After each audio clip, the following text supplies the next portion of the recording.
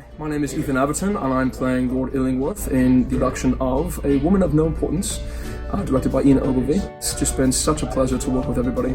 Lord Illingworth is kind of an interesting character. He is he's a very sophisticated sort of English Earl, and so there's a lot of accent work in order to sort of bring him to life as sort of this sophisticated and very eccentric English lord, and then at the same time also he's a fairly complex character. It's been so much fun to meet up with the actors.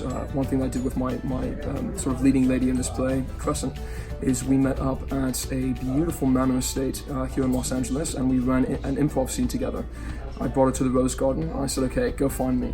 And so yeah, she arrived in, we were in costume and character, and we just kind of improv'd and worked on that together. And it was so much fun. So yeah, we perform tomorrow night, and it's going to be a blast to bring this thing to life.